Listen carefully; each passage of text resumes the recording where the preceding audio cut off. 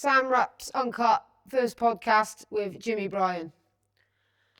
Here we go again, Sam Wraps Uncut. We're here at Motivate Gym in Ashby de la Zouche. I've got to get that right. The centre of the universe. And we're here with bare knuckle boxer Bryan at his gym. Thanks for having us over, Jim. No worries at all. Cheers, Jim, for having us cheers, at the Jim. gym. For being at the gym. So, we haven't seen you for a while. Yeah, I know, yeah. So what's happened? So the last fight, you and George Hilliard. Yeah. Let's talk that one. So, I'd fought bare knuckle before the fight. Obviously boxed, in the unlicensed scene for quite a while. Boxing ungloved. I've always been boxing gloves, in the unlicensed scene. But I've always been in and around the bare knuckle, and we're going back years and years and years, like original BKB before that, Raging Bull, Rogue Elite days. Yeah, Raging Bull, Rogue Elite, went back when it was, the sport was original and the birth of the sport. And I've always been in and around it. Obviously interested in combat sports anyway, but bare knuckle really kind of tickled my pickle. I enjoyed it. It was raw. It was like tough guys, that were just getting in. And a lot of these guys weren't even boxers back in the day. They were just guys that enjoyed having a fight, and it was just so raw. But I've always been around it, and then started working security at the BKB. That's probably where we first met us. And I remember getting asked to go down and work it, and I thought, fucking hell, this is a no-brainer. I can go down, get paid, get the best seats in the house, watch the boxing. I get to mingle with all of you guys, and I idolised all of you guys. I still do.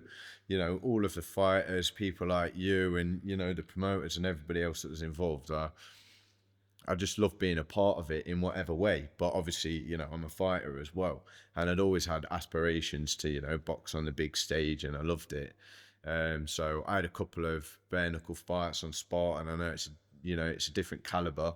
It is what it is, though. It's all experience, but again, isn't it? It's raw. And I think initially I'd gone, I want to kind of tick this off my bucket list and I want to have a go. And then after my first fight, I just got the buzz for it, and I loved it. And then obviously I approached Jim and said, can I get on the fight on the card? And I think he gave me a couple of different options of fighters, but obviously I ended up with Hilliard in the end, which I felt was like a massive step up for me. I've done a bit of boxing. I'm not like a great fighter or anything. I'm all right. I'm pretty good. I'm fairly consistent. Like I've got some good technique and good skill. Very confident as well as a boxer. I'm like not the fittest of guys. I have to try really hard. I have to work really hard in the gym. You get some guys that are just like naturally athletic. It doesn't matter. They always look in shape. I kind of struggle with that, so I had to push really hard. But I definitely went into the fight as an underdog. But I was confident because I'd prepared massively for the fight. I knew what I was going up against. Obviously George was WBO and Intercontinental Champion, WBC. Ex-team Mayweather, like he was a big name in boxing. Yeah, but I've gone in there super confident, and I know it was a controversial decision. I know some people we're never at the end of it. Yeah, I know some people didn't necessarily agree with the decision, and it kind of fucked with me a little bit after the fight because it was tough. Like it's not easy, like going in there and fighting bare knuckle in front of a crowd. All your mates are watching. You could get fucking flatlined any minute.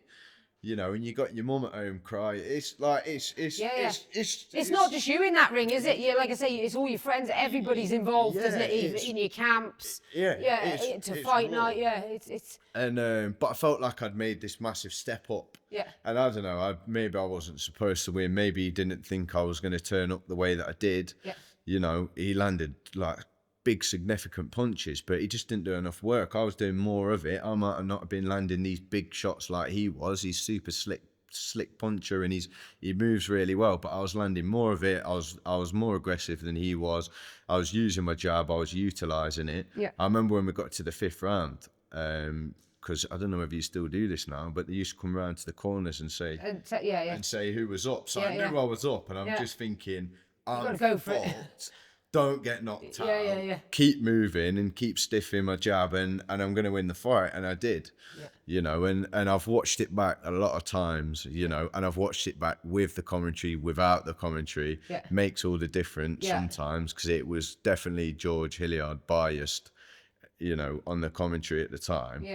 You know, and I did just enough. It was just enough. Like, it wasn't like it was a fantastic victory, but for me, that was massive. That was my first fight. Like you say, the controversy after that fight, though, did that, like you said, it fucked with your head a little bit? Yeah, it fucked with me for a little bit. Did it make you think, before you even watched it back, did you think, oh my God, like, did I actually win that fight? Yeah, you know, 100%. like, I know, like the psychological. Yeah, I had a lot of doubt. Effects. I had a lot of doubt. You know, obviously my team and everybody's around me is telling me, no, you definitely won. But you kind of expect them to say that anyway. And it's like, oh, do I believe it?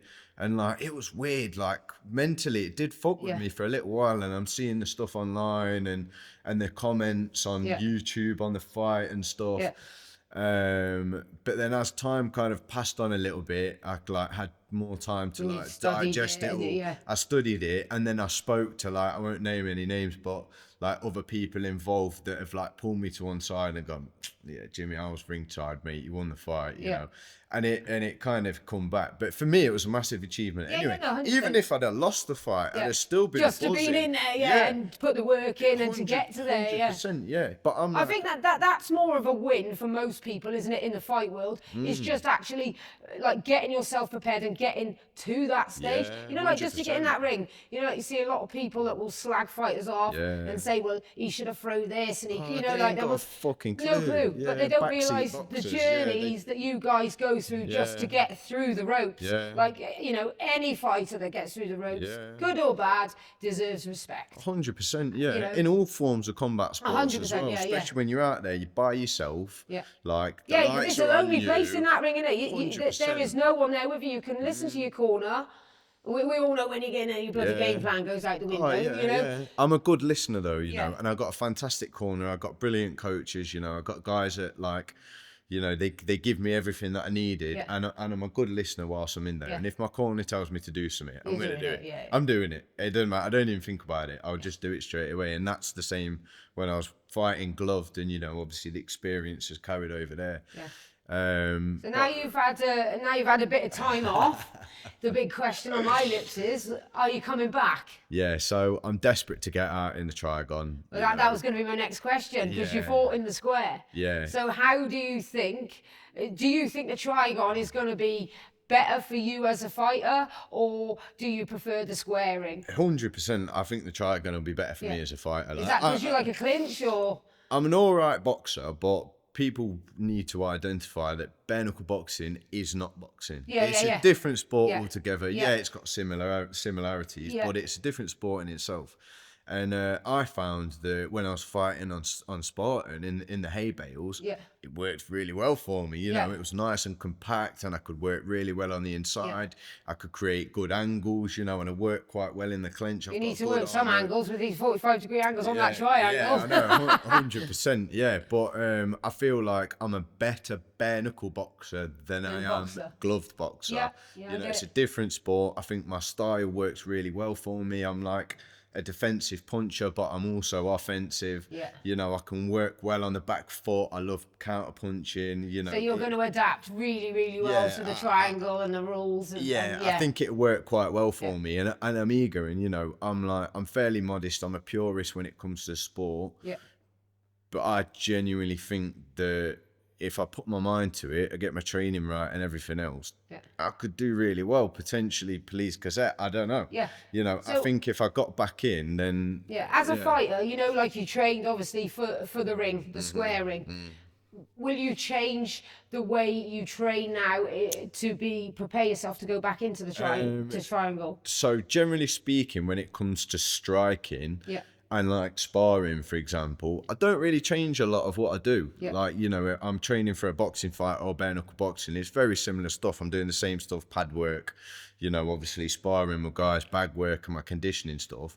But what I will do is lots of extra conditioning. Yeah. And then I'll work with clinch coaches as well, MMA guys. Yeah, I was about to say MMA striking coaches and stuff. And like, we've got a fantastic guy who coaches down here in the gym, Dave, and he's like like old school kind of doorman type, but he's absolute nails. He's like a no-gi kind of grappling god, and his background's Thai boxing as well. So there's lots of different conditioning things that we'll do to add on to the striking, because the striking's the same really, apart from the way that I'll turn my hands over. You know, obviously I'm aiming for the knuckles. I don't want to be landing on the finger part of my hand, you know, so I'll turn my hands and I'll throw my shot slightly different, but I just put MMA mitts on when I'm doing pads and doing some striking drills. But apart from that, a lot of it's the same really. I don't really switch the training up too much. Obviously 3-minute rounds now as well. I'm used to the 2s, but you know, again, you make some quaint adaptations to your training. You just train for the 3s instead of the 2s, you know. So now we're talking about the comeback. Anyone in your sights? Anyone you'd really love to fight? I don't know. I'm a bit lost with like who's where and what's what, and you know, I don't know. I fight whoever they want me to fight. Yeah, that's fighting mentality, isn't it? I love it. I love that about it. That's what I love about the boys. Bothered, and I've got so much respect for all the boys. Yeah. You know, I know like a lot of people, like Tyrone, for example. Tyrone's my boy. I was there. I've done his last corner. Love him to bits. Like, wouldn't change him for the world. The stuff that was going on behind the scenes with like him and Darch and the stuff, I had no part of that. I don't agree with it. He knows this as well. I told him this. You know, that's not me. Like, I don't like that, really. I get it. Like, it's part of his character and his cell and what he likes to be the villain, doesn't he? What he needs to turn up and give him that energy that he needs for the fight.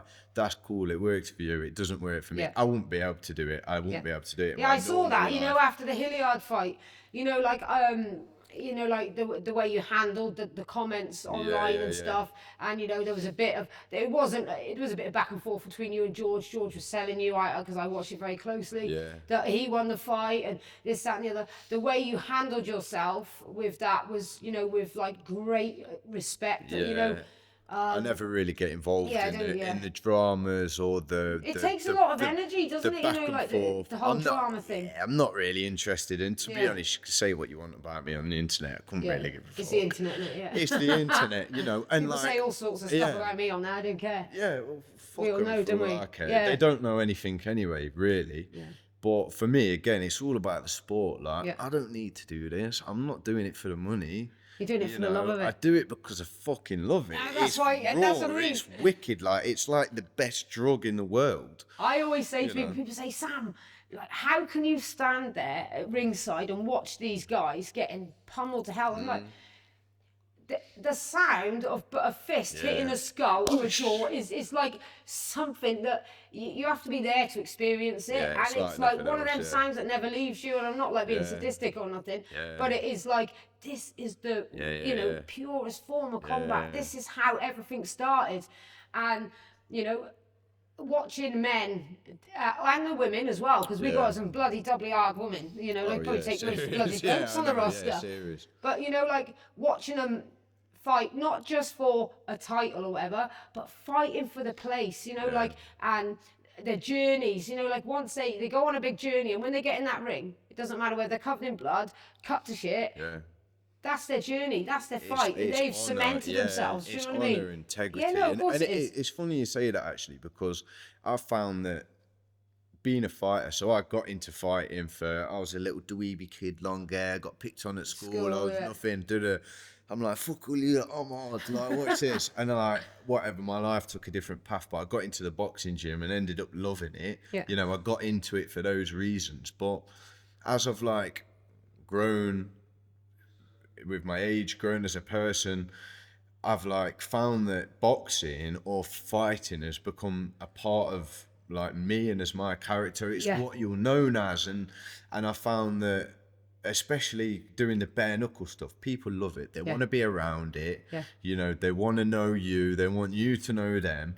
It's helped me grow my position in society. Obviously, I'm a businessman as well, you know, so it's quite conflicting, because it's bare knuckle boxing is always seen a bit rough and a bit illegal and all of these things, whereas now it's like it's cool. Yeah. You know what I mean? Oh, I know. And it's a bare knuckle boxing. Yeah. And it's like it's kind of boosted my like position in society, and like now like I'm like doing business and like I have to conduct myself in a certain way. I generally speaking do anyway, but I found that it's like it's put me in a better position everywhere. Like I say, and it's given you the option as well, you know, like with the kids coming in off the streets into here, like you're the bare knuckle boxer, they're looking up to you. They love it. And you know, the parents are like, wow, you know, he fights professionally. Yeah. He's going to teach my kids how to like compose themselves, you know, control their anger and stuff like that. So, you know, I've said it so many times and I say it all the time,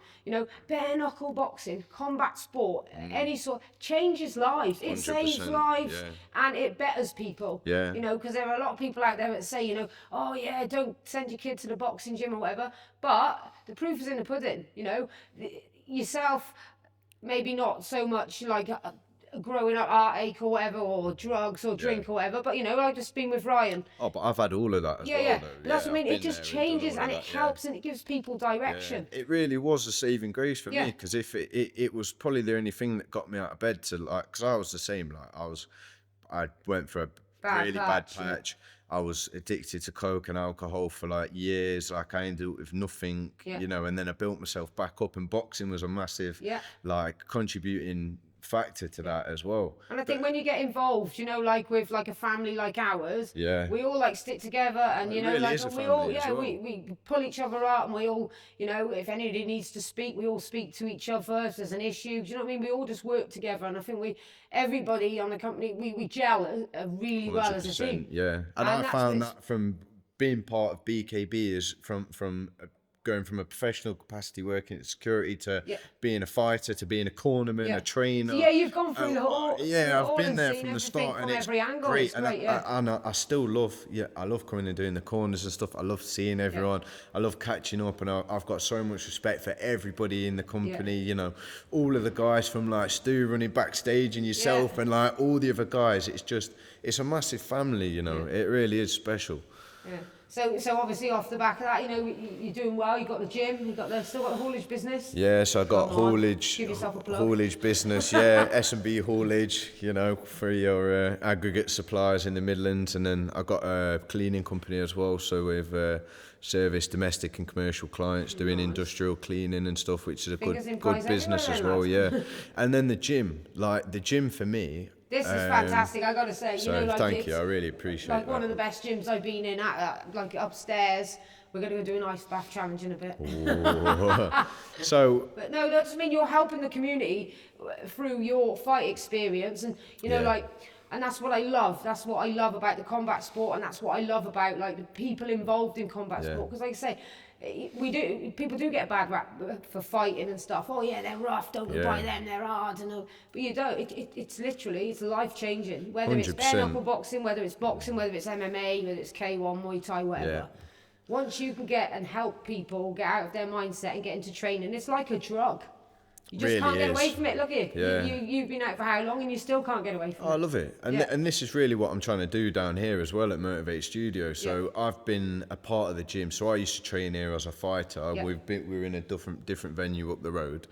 And then Liam, who's like my business partner down here, who's my coach as well. You know, I've done all right for myself. I've worked hard, and you know, I'd earned a bit of money, and I've said, look, do you want me to get involved? I can invest a bit, and we can grow the place and stuff. So we moved down here just before COVID, and everything you can see, the walls, we've built all of this with our own hands, with our own money. You know, we've built this place up to where it was, but it's always been just a boxing club, you know, just for fighters and kids and stuff. And then I've had a new vision, and I'm like, right, how do we make this sport more inclusive for everyone? How can I kind of brighten the image of the gym so we can get guys coming down here who normally wouldn't walk through the door of a boxing club, because it's intimidating, it's scary. They come in and they think they're going to get punched up, or it's going to be rough and full of all rough guys, when in actual fact it's not. We've got such a wide variety of people that come through the door. Like, we start coaching kids at 4 years old, And then, you know, we train professional boxers, professional bare knuckle fighters, amateur boxers. We've got a part of the club, Ashby Town ABC, so we've got an amateur boxing club within the club. We train unlicensed fighters. We train people that just want to stay fit and get healthy, you know. But again, like BKB, this is a family in here. You walk through the doors, it's not rough, it's not scary. Everybody's lovely. They just want to help, you know. And that's again through combat sports, where 100%. it's, you know, like it is more acceptable this day and age. We go back 10 years ago. If you were in a boxing gym, you were the rough one. Stay away from you were the rough one. But this is what I mean. It changes lives. 100%. Same as bare knuckle boxing. I've seen so many boys come onto the team in the last 10 years. You know, like, and they've had such bad lives, and they've had, you know, like I say, I keep going on about the addiction and stuff like that. Gives them a purpose, the purpose that bare knuckle boxing gives to people. You know, it's unbelievable. It gives them a reason it gives them a reason not to do the things and make the mistakes they were making. We're all human. We're only human at the end of the day, you know. And I say, my main vision down here was creating a safe place for like-minded individuals, people that want to better themselves, they want to take the next step. They don't have to be fighters. They might never want to step in the ring in their life, but the sport itself, like the family environment behind it, when we're in the ring, we're by ourselves, but it's a team effort all the way up until that point.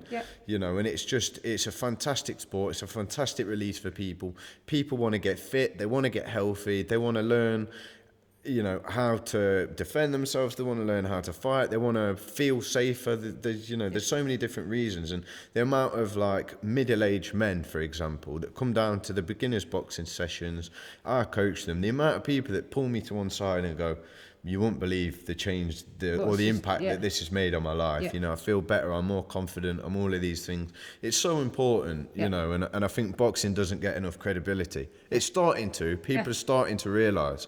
But I had to make this pace look beautiful. I had to make it clean cut. I had to make it accommodating and a little bit more gentler.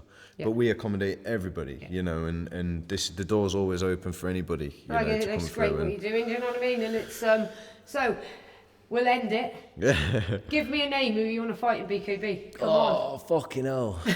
Come on the spot. Would you go and have a rematch with George? Just to prove? The second time? Yeah, I would, Would that be something like... Yeah, I wouldn't say, because originally they wanted me to fight him again straight away, wanted the rematch. I'm like, I don't want to fight him again. I want to fight somebody else next. I will fight. I said I would then. I definitely will. I'll fight him again. It might not be the next one, because I'd like to get out and I'd like to box somebody else. I'd also like, if Jim's listening, I'd like to get a show on in Leicester as well. Nice. It's a home city. There's me, Tyrone, Swanee, Bryan. People like Aaron McCallan and stuff. They only live down the road. You know, in all fairness, Bryan. the BKB is starting, you know, like taking it on the road a lot. It was hard for everybody, you know, like you guys up here going down to London trying to then sell your ticket quota. I think I managed to get 150 people to come down to London for me for my first fight. I think if it was local, I could do a hell of a lot more than that. But I'd love to get it, you know, in the local city and stuff. Tell Jim then. Jim, get it to Leicester, mate. Right, James, nice one. Thanks for having me. God bless you. Thanks, Sammy. Bosh. And that's a wrap.